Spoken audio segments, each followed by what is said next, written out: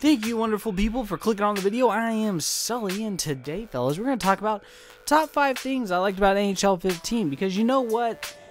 It is underappreciated, at least in terms of like how much the game gets hate for. We don't usually talk about things we enjoy as much, so I thought, why not say my top 5 things? You comment your top 5 things, or tweet me at Sully on Tap. I'll do a recap video of your responses, and we'll see. You know, maybe I'll throw a card your way. I may do like a little giveaway for you guys. So there's an incentive for you to actually respond in the comments or tweet at me. So let's talk about my top 5 things. Number 1. That's right, I'm starting out with 1. I'm not doing 5, 4, 3, 2. I'm just going 1, baby. All right. First and foremost were the graphics. I don't care how much you despise EA. You know, let's dial it back. Go to any YouTuber's vids. Remember when we were spinning that hype train, the first pics came out. We were googling our pants because we saw the pics and the graphics. The graphics are amazing. The environments are amazing. The crowd, the diversity in what the fans actually wear, or the signs when you like go to the penalty box. If you actually look at that stuff, it is pretty crazy to think about all the stuff they've added graphically and fans wise and arena wise compared to NHL 15 on current gen. It's pretty crazy. And so I think first and foremost, graphics. Second, number 2, I'm going to talk about the NBC Sports package. Now I know at this point we're all probably a little bit tired of it, but you know what? If you eat the world's best pizza every day for a year, after like the first couple weeks, you're probably going to get sick of that pizza. That doesn't mean that pizza still isn't the best in the world. It just means that you've raised your expectations to the best, and now you're tired of the best, and it's not the best anymore to you. And that's the same with the NBC Sports package. You can't tell me when you first played the game, at least here in the States, you know, we have NBC Sports Network.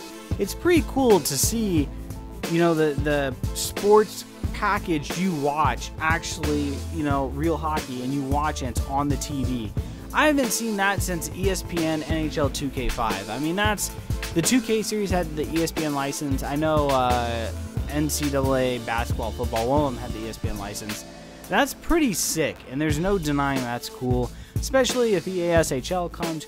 Seeing your EASHL team with the NBC package, you can't tell me that takes the excitement to another level compared to playing it on current gen. In my opinion, it does. Now, I'm a sucker for cosmetics. I like my things to look good, baby. You know what I'm saying? So, you know, to each their own, but I think the presentation is amazing.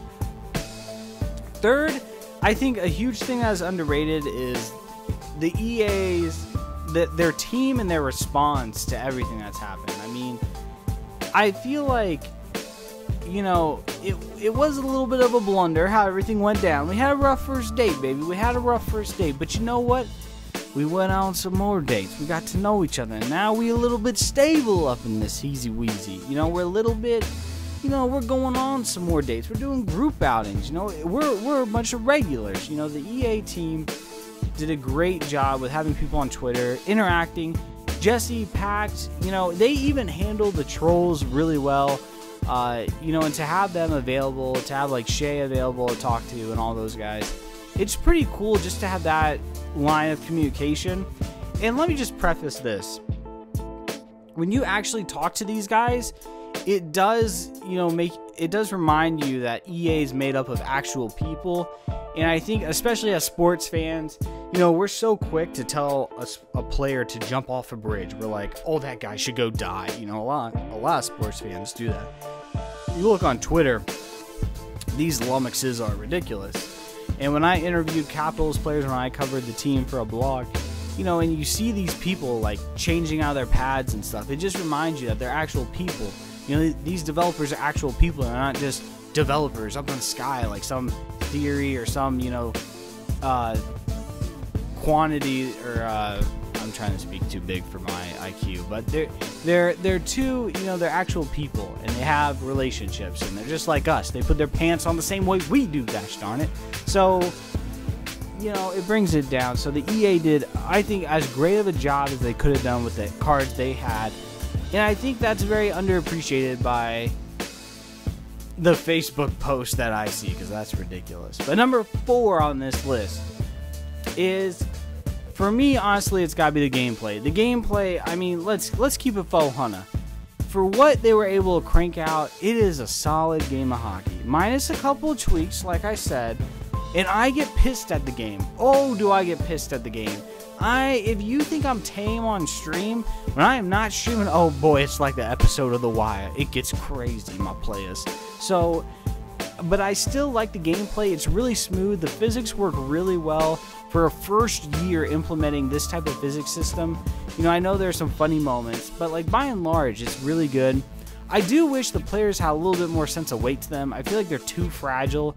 Like, I feel like a tap on the shoulder and it's like boom, boom, and they're just all over the place. So if they could tweak that, but by and large, I mean, out of the gate, I think, you know, go back and look at Madden 06 if you want to know like what out of the gate can look like, you know, or go look at NHL 07. Go compare NHL like 05 on the Xbox One to, or NHL 06 on the Xbox, the first Xbox, and then go look at NHL 07, and then go look at NHL 15 on current gen to Xbox 15 next gen. It'll give you some context as to the codes or the military firepower we dealing with around these parts. So number 5, the last thing that I really loved about NHL 15 is I'm thinking. Honestly, I think that's it. I think that those are the big things. I think that's it. If I were to say anything, I don't know. I think that sums up perfectly 4 things I like. 5, I don't know. I don't know what the 5th one is. I gotta think of something quick because the video's coming to a close, and I know you guys aren't gonna stay here for this. So I honestly don't know. I think if I had to pick something, if I had to pick one thing, I think what I like, 5 would be the shots of outside the arena, the actual cities that they're in. I think that's really cool, and I really appreciate that. Doc and Eddie green screen it, although Doc and Eddie we may need to have a side conversation about, but it's still cool to see that they're in the game.